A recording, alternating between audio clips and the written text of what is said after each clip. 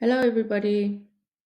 Welcome back to the FutureScale Mindset podcast, where we explore the framework, shifts, and sparks that shape how brands and people move. My name is Ntabi Singh Tiu. I'm a strategist, I'm a creative, I'm a lover of words, I love rhythm, as well as sharp theory.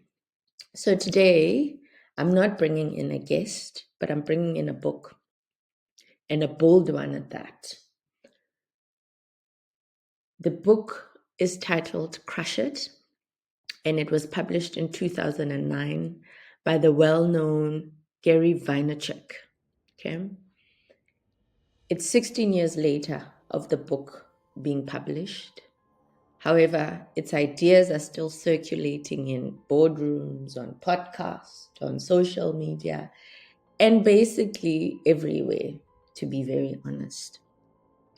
So in this episode, I'm doing what I do best, and that is dissecting the text from both a creative and an analytic lens, while also giving you something to reflect on in your own marketing mindset.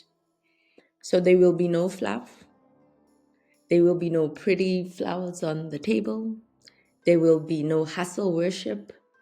It'll just be a serious look at what Gary got right and what he might have missed in a world where digital is no longer emerging, but really dominant.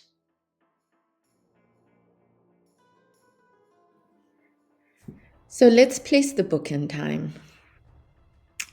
2009, right? At the time, Instagram did not exist. TikTok was probably somebody's figment of imagination. YouTube was still very grainy. And for those that used the iPhone at the time, the iPhone was going through its second iteration. Twitter had just passed 50 million tweets per day, which we know is something completely different in this day and age. Then Crush It entered. And at the moment, digital marketing was still considered quite a niche. I mean, I remember I had heard about it and I was very excited, and I had a conversation with one of my cousins who was an MTN exec at that point. And I said, I actually want to get into digital marketing. I didn't really understand it, but it's something that I wanted to get into because it was exciting and all of that. But it was also very risky. So Gary at the time was known for growing his family's wine business by using YouTube. And at the time, he came out, with a manifesto, and he said, you can monetize your passion and the internet is your gateway, right? Now, if you worked in corporate South Africa, as long as I have, you'll know this idea was pretty radical. And many organizations didn't have a full digital department. I mean, content creators weren't seen as business people. And the topical thing now of personal branding was non-existent. I mean, that was known for many international authors or political figures, but not everyday professionals.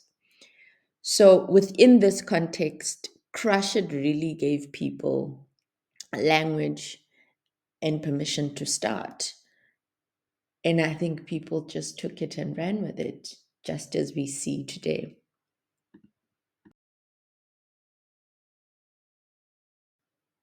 So I want to analyze this book by taking a two-pronged approach, and that is the approach of academic analysis as well as creative application.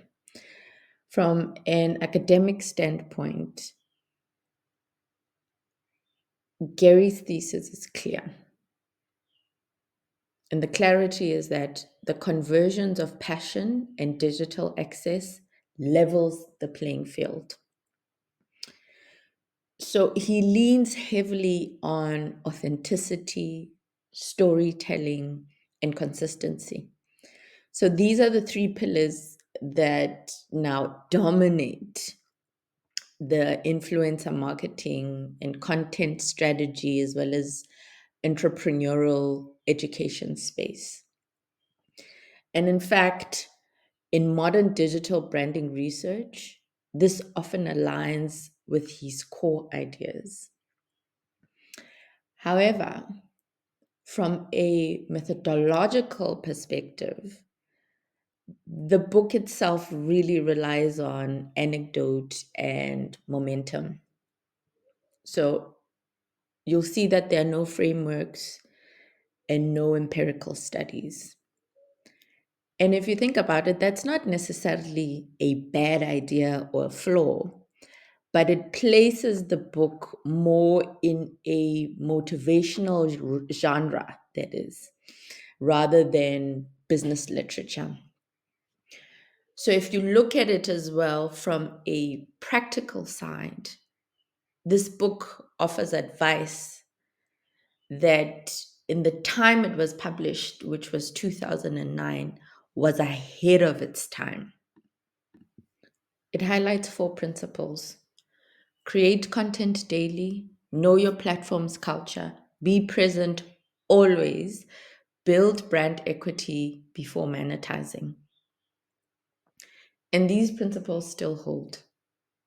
You can see them echoed in today's creator economy, from TikTok entrepreneurs wherever in the country to niche consultants in another part of the country.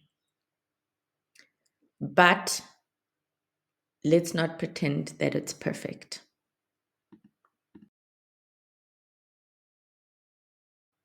Ooh, I can hear somebody gasping and feeling, oh, blasphemy, you just said what you said. However, this is where I step out of admiring Gary into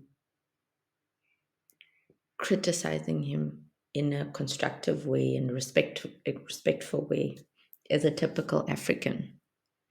Firstly, the book assumes access.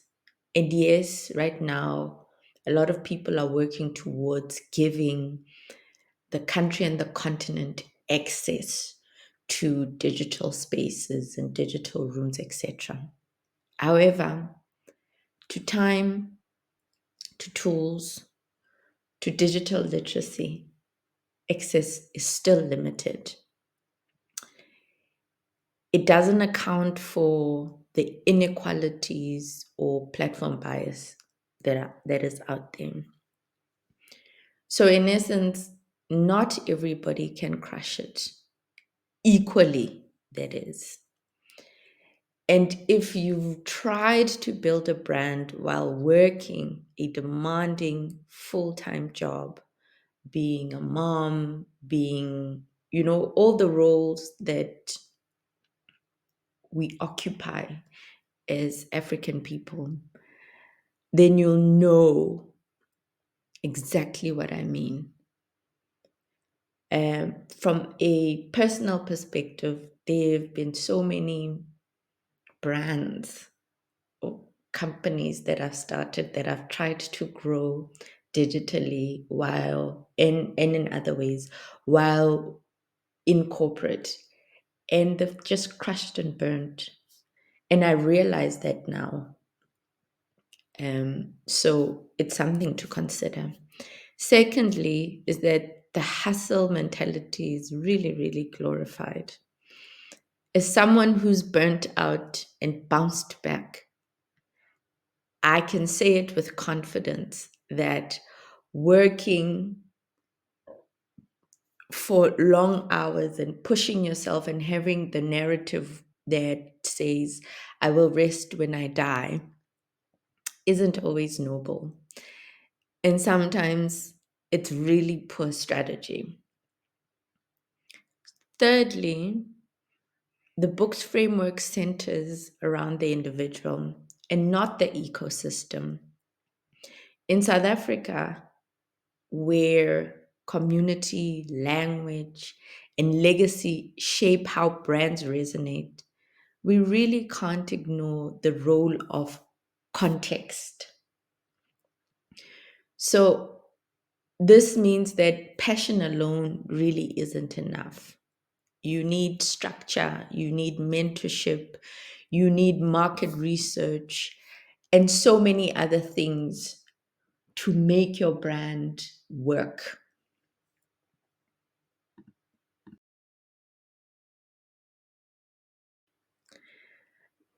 Now, I don't want to throw the whole book away. So, this is me trying to redeem myself from the blasphemous utterances. But there's a reason this book sold hundreds of thousands of copies.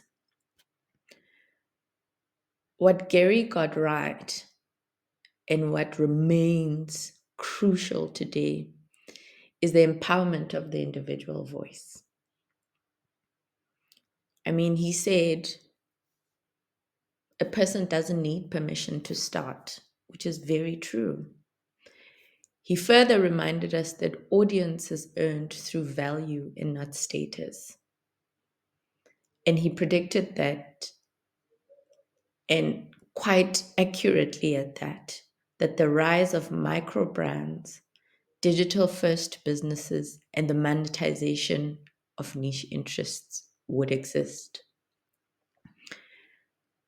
So, this message, in essence, still matters, especially for the younger generations of marketers, of creators, of strategists in Africa who want to build without having gatekeepers.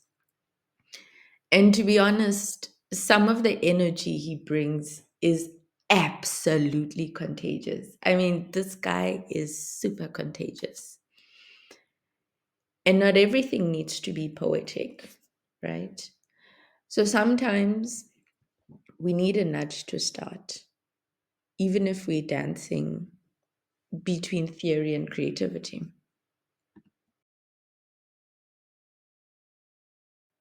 So, with this considered, these are the three takeaways I would like to leave with you and what I fundamentally believe. Firstly, is that you don't need to become Gary Vee to apply his principles.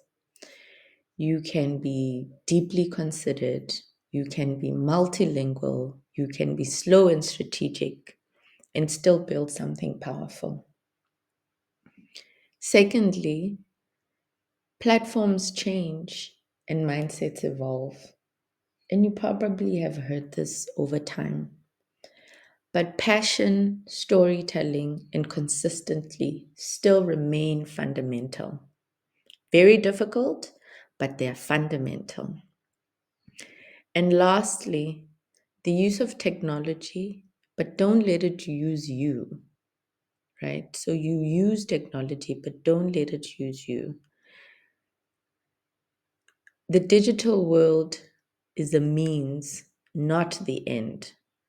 So be clear on why you're showing up online, right? You need to know what you're building and you need to know who you are building it for. And lastly, remember that building a brand doesn't always feel like crushing it. It really, really doesn't. I can tell you now, seeing that I'm building my agency, my marketing agency. Sometimes building a brand is quiet. Sometimes it's a lot of behind the scenes. Sometimes it's being on the dance floor after a tough week because you're required to be there. And considering this, you need to remember that this is part of the work.